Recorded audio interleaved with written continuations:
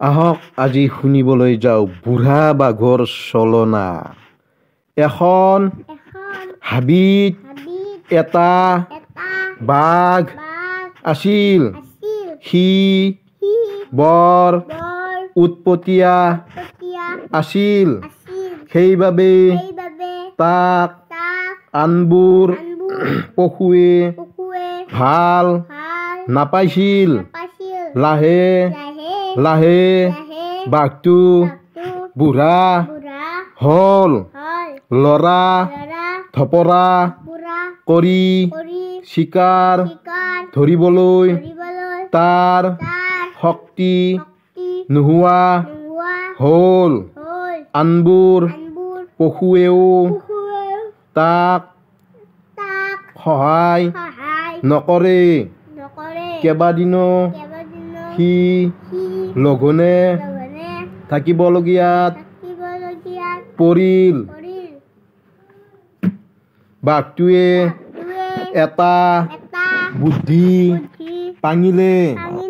হাবিতলীয়া বাঘটোৰ কাষতে এটা দ খাৱৈ আছিল।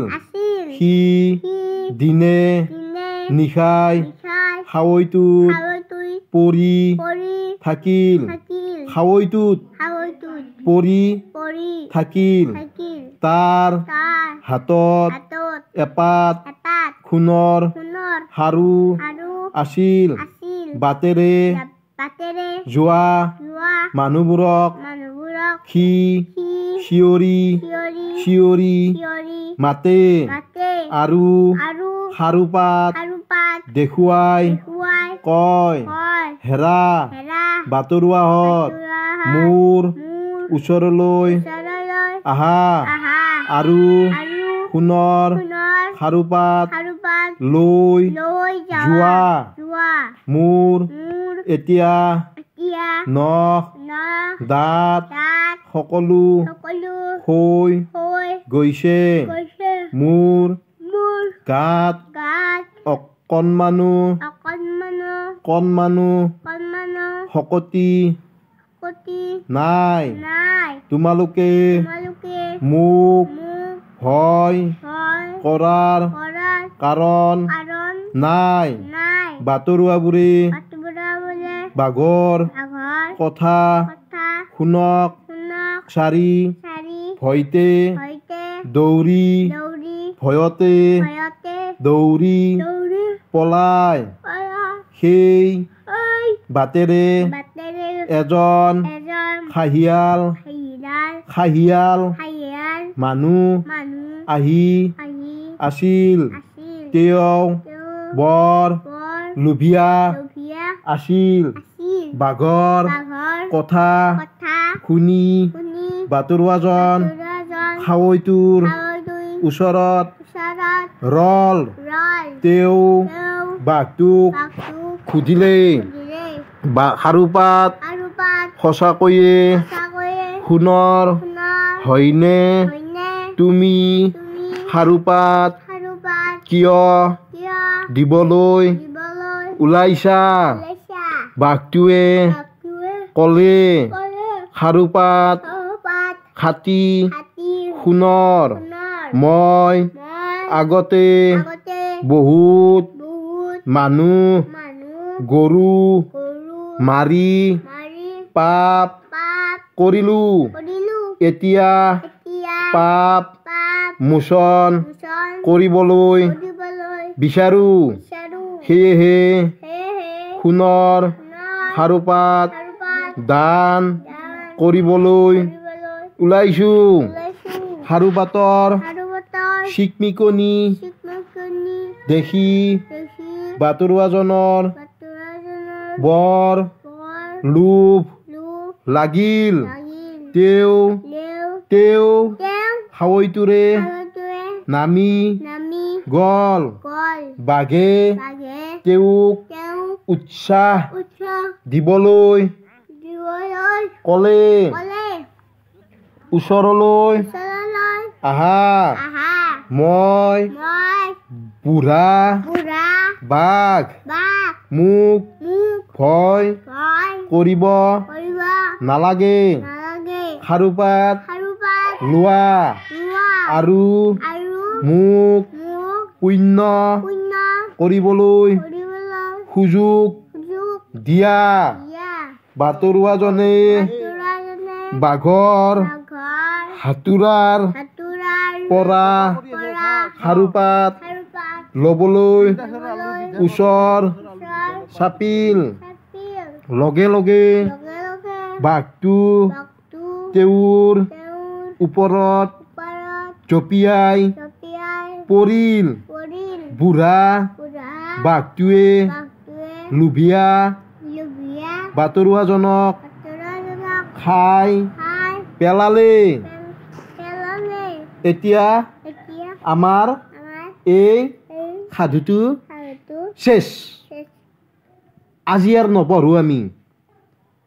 তাৰমানে কি বুজি পালা? তুমি কি বুজি পালা? তাৰমানে লোভে পাপ, পাপে কি? হেই লোভে পাপ, পাপে মৃত্যু। বুজিলা? এই এই এই কে দাউৰি আছা? এই এই এই এই হা এই মই নহয়, এই তুই পাগলা, এই তুই এই দাউৰি আছে দেখছা না নাই ইয়াতে? চাচোন এই এই হে চালা পৰিল। কি হ'ব? এই আইয়া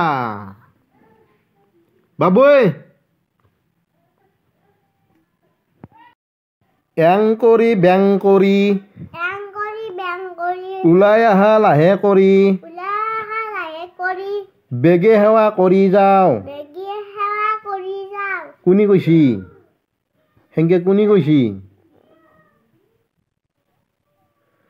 টিং খঙে কৈছি। কাক কৈছি?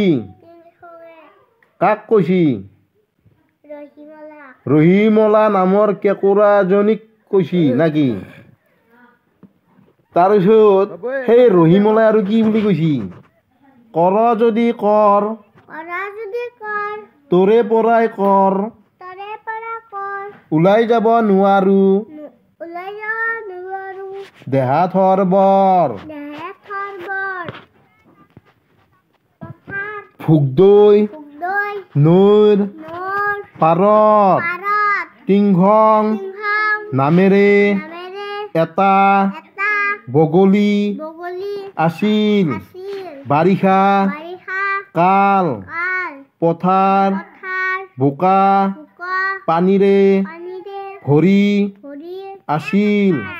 সি তাৰ দীঘল দীঘল ঠেং কেইটাৰে জপং জপং কৈ ঘূৰি ফুৰে।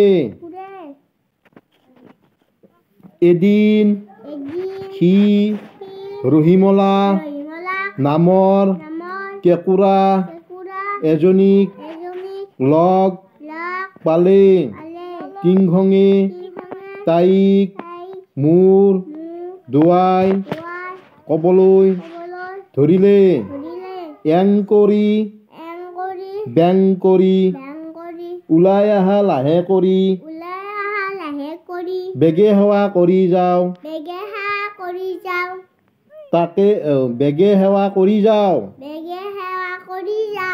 তাকে শুনি ৰহিমলাই গাঁতৰ ভিতৰৰ পৰা মাত লগালে। কৰ যদি কৰ, তোৰে পৰাই কৰ, ওলাই যাব নোৱাৰো, দেহা থৰ বৰ। বগলীটোৱে লাজ পাই উৰি গ'ল।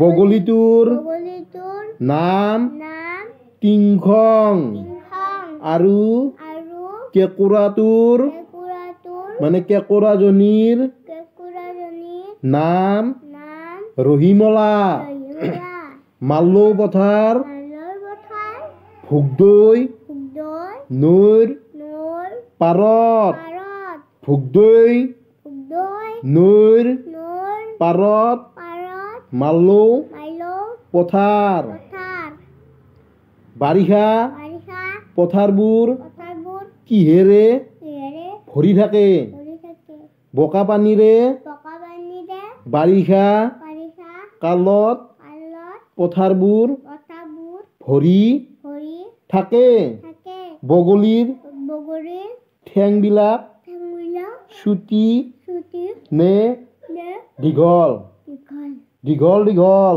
দীঘল দীঘল নাকটো অলপমান মুচি দিয়া